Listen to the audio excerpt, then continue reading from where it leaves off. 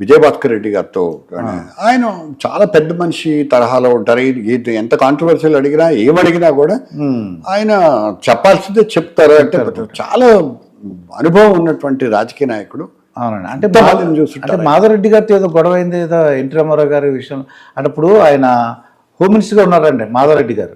మాధవరెడ్డి గారు అండి మాధవరెడ్డి గారు కాదు, మాధవరెడ్డి గారు హోమ్ మినిస్టర్ గా చేశారు. ఇందిరారెడ్డి గారు ఏదో గొడవ అయిందని తెలిసింది. అది ఒక ఇష్యూ ఏంటంటే మధుసూదన్ రాజ్ యాదవ్ని ఆయన్ని ఎన్కౌంటర్ జరిగింది. అదే హైదరాబాద్లోనే బాగ్లింగపల్లి దగ్గర ఇప్పుడు జరిగింది. జరిగినప్పుడు దాన్ని మన వాళ్ళు కవర్ చేశారు. జెమినీలో నేను పంపించాను, కవర్ చేశారు.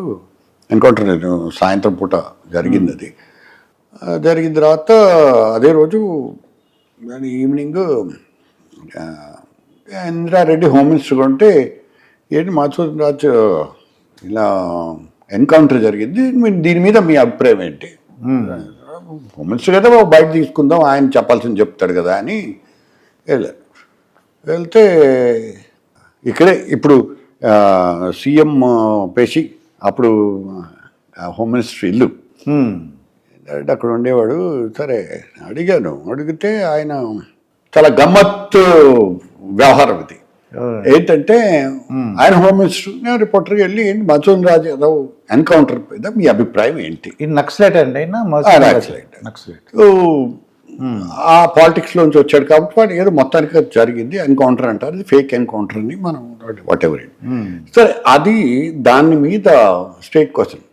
మధుసూదన్ రాజ్ యాదవ్ ముఖ్యంగా జర్నలిస్టులు గమనించాల్సినటువంటి విషయం క్వశ్చన్. మధుసూదన్ రాజ్ యాదవ్ ఎన్కౌంటర్ మీద మీ అభిప్రాయం ఏంటి? Home minister. ఇది చాలా దురదృష్టకరమైనటువంటి విషయం. ఇందులో పోలీసుల పాత్ర మీద అనుమానాలు వ్యక్తమవుతున్నాయి అని నేను అడుగుతాను. ఆయన పోలీసుల పాత్ర మీద అనుమానాలు ఉన్నాయి, వాటిని నివృత్తి చేసుకొని చర్యలు తీసుకుంటాం బాధ్యులైనటువంటి వాళ్ళ మీద. కొంచెం ఇంటర్వ్యూలు జరిగింది, అయిపోయింది. అయిన తర్వాత ఇందిరారెడ్డి గారు అయినటువంటి సతీష్, నేను ఏమనుకోకపోతే ఇది మళ్ళీ ఇంకోసారి చేద్దామా? మళ్ళీ ఏమైంది, ఏమవుతుంది? ఆయన ట్రాప్లో పడిపోయాడు. ట్రాప్లో కాదు, ఒక తప్పుటాడు వేశాడు. పోలీసుల పాత్ర మీద అనుమానాలు వ్యక్తమవుతున్నాయి అని చెప్పడమే, హోమ్ మినిస్టర్ చెప్పడమే వార్త అది. సో నేను సైలెంట్ అయిపోయాను. ఆయన నాకు అర్థమైపోయింది మళ్ళీ అనగానే కొంచెం సవరించుకుంటాడు, వేరే చెప్తాడు పరిస్థితి. సార్ దానికే ఉద్దేశిద్దాం, దాని అయిపోయింది. ఆయన next question, Madhusudan Raj Yadav encounter పట్ల మీ అభిప్రాయం ఏంటి? Same question. మధుసూదన్ రాజ్ యాదవ్ మృతి చాలా బాధాకరమైనటువంటి విషయం. ఇందులో పోలీసుల పాత్ర మీద అనుమానాలు వ్యక్తమవుతున్నాయి. మళ్ళీ క్వశ్చన్, పోలీసుల పాత్ర మీద అనుమానాలు ఏమీ లేవు, ఎవరైనా సరే బాధ్యులైన వాళ్ళ మీద ఏమైనా ఉంటే కనుక కఠినమైనటువంటి చర్యలు తీసుకుంటాం అని చెప్పి సవరించుకున్నాను. అయిన తర్వాత అక్కడ న్యూస్ స్టార్ట్ అవుతుంది. ఏం స్టార్ట్ అవుతుంది? మధుసూదన్ రాజ్ యాదవ్ మరణం పట్ల హోంమంత్రి అనుమానాలు వ్యక్తం చేశాడనేటువంటిది మనకు వచ్చినటువంటి వార్త.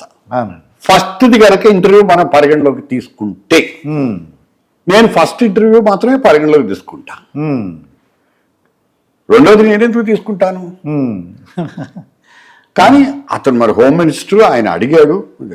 సరే ఈ డైలబాలో ఉన్నాను, ఎందుకంటే నాకు అప్పుడు జర్నలిస్ట్ డైరీ వారానికి ఒక్కరోజు మాత్రమే వచ్చేది. నాకు ఇంకో రోజు టైం ఉంది, ఎప్పుడో గురువారం శుక్రవారం ఎప్పుడో వచ్చేది అది.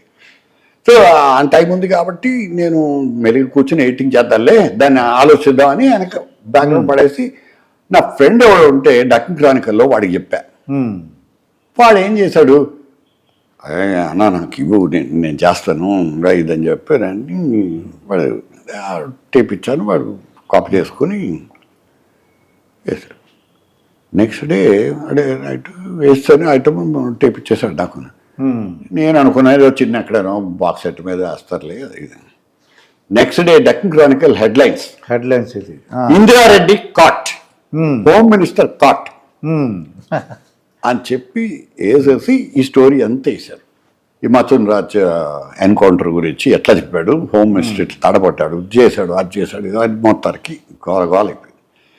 అది నేను ఇదేదో వికటిస్తుంది పరిస్థితి అని చెప్పి నేను ఆఫీస్ తాళం పెట్టుకొని నేను బయటకు షూటింగ్కి వెళ్ళిపోయాను, వేరే చోటకి ఎక్కడికో వెళ్ళిపోయాను. అప్పటికి అగ్గిపుల్ల గీస్తాం అయిపోయింది. So NT Rama Rao chief minister, home minister మామూలు పొద్దున్న వెళ్తారు కదా, వెళ్ళి బ్రీఫింగ్కి వెళ్తారు. వెళ్ళినప్పుడు గొడవ ఏంటి, రాతలేంటి, గొడవ ఏంటి, ఏం చేస్తున్నారు అని చెప్పి హోమ్ మినిస్టర్ని నానా రకాలుగా చివాట్లు పెట్టాడు. ఇది ఎన్టీ రామారావు గారు అప్పుడు హోమ్ మినిస్టర్ ఇందిరారెడ్డి గారు. ఇందిరారెడ్డిని ఏంటి ఇది ఏంటి, నువ్వు ఈ మాటలు మాట్లాడటం ఏంటి, అది ఇది అని చెప్పి చాలా సీరియస్ అయిపోయింది వ్యవహారం. సో నేను నా కోసం ఫోన్లు, ఆ రోజుల్లో మొబైల్ ఫోన్స్ లేవు, ల్యాండ్లైన్కి కొట్టి ఇందిరారెడ్డి మా మధ్యలో దాదాపు ఒక 6 నెలల పాటు మాటలు లేవు. హోమ్ మినిస్టర్ మంచి ఫ్రెండే నాకు.